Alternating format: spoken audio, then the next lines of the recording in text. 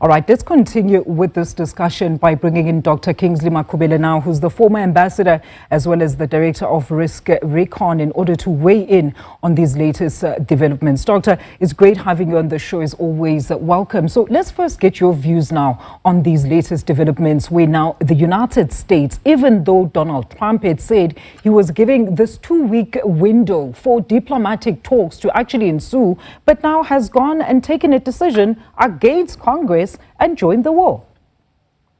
Alicia, good afternoon. You know, the 2 weeks window that President Trump gave, it is quite clear now that it was a decoy, because there are a lot of issues that have played a role in this decoy. But the broader picture is that it has dented the diplomatic line between Tehran and Washington, and that's where the big problem is. Alicia, the attack, did they manage to achieve the strategic objective, or was it a tactical success? Because according to the report by the chairman of the Joint Chiefs and the President Trump says totally obliterated the nuclear capability. The chairman of Joint Chiefs says it is severely damaged. So the language, it's totally different. The question is, did they manage to achieve their objective? There are a lot of people who are raising questions about whether the objective were achieved in this attacks. So it's something that we'll see in the next few days. And I'm glad you spoke about strategy there, Doctor, because we saw, of course, the U.S. military was already advancing in the Mediterranean already at the beginning of this week, albeit there was this announcement of this 2-week window period. But this morning, I've been closely monitoring reaction from senior congressmen as well as women and even lawmakers in the United States. And to say this move by Trump could possibly even lead to his recall from office. Trump publicly stated during his address there that Iran has been killing and targeting its citizens and that this action was fully warranted. Iran has stated very categorically, Doctor, that in response to this action, the response indeed to this action will be deeply regrettable. Let's now look at the possible scenarios that could unfold as a result of this. Reports are already stating that authorities have started stepping up security across the United States. So we could say this was a deliberate move by Trump, but at what risk then to his own people, Doctor? You know, Alicia, we've seen in the US media space sometimes last week, the FBI director coming up with instructions to the FBI to start looking into what they call the sleeper cells of the Iranians in the United States. That was to hide the domestic fear, quite clearly. But Alicia, with respect to the neighboring countries, particularly, as your reporter says, Bahrain and Saudi Arabia, the proximity of Iran to hit those American targets there is far much easier than hitting Israel. And if you look at the level and the rate of success in attacking Israel, I think we can assume that it will be much easier to reach this country because of the proximity. And the Iranians would not have to use their supersonic missile or hypersonic missile. They can use their medium-range missile to easily reach those targets and flood the defense system. Now that quite clearly, the Iron Dome defense system is not impenetrable.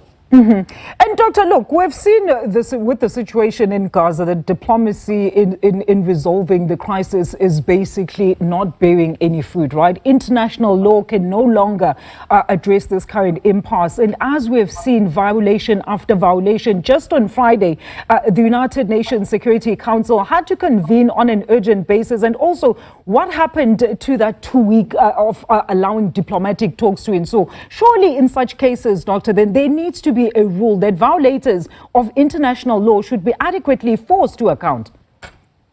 You know, the Security Council, Alicia, it's unlikely to take a decision given the veto power that the United States has. But the United States is quite cognizant, particularly the Trump administration, about the possible fallout from engaging in a war without the approval of Congress. So they are quite aware of that. And given the fact that the midterm election, it's starting to build up next year. So Trump will be wary of any effort that may change the balance of forces in the Capitol Hill that may instigate the question of him being impeached.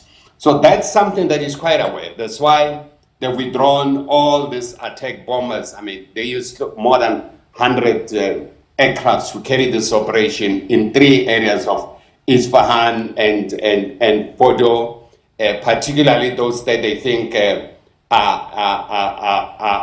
that's where the enriched uranium is, including Natanz. So they are quite aware about the political risks that may play itself within the United States. Other lawmakers are starting to talk about bringing the motion of impeachment against the president for defying Congress and operating outside the law. But there have been a lot of issues that people have challenged the current administration for operating outside the law. So they would pile up and they would play a major role in the campaign for the midterm election and to ensure there's a change of balance of forces there. And quite honestly, Trump is aware of this thing.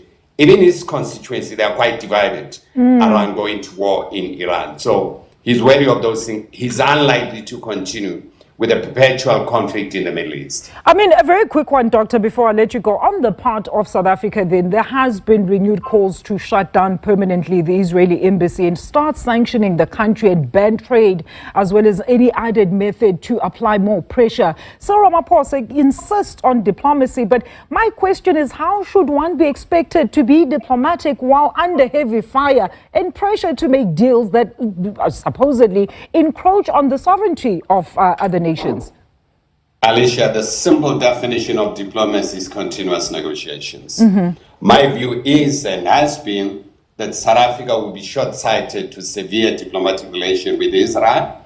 I think South Africa ought to look at the diplomatic field as a different statecraft, and South Africa needs to master how to use diplomacy to achieve its own objective. Now, to cut diplomacy or diplomatic ties with Israel would just basically, in my own view, cut your nose to despise your face. I think South Africa should continue to have diplomatic relations with Israel, but it must use this channel of diplomacy to achieve its objectives.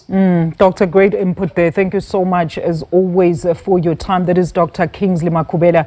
He's the Director of Risk Econ. They're also weighing in on the latest in the conflict in Iran, between Iran and Israel.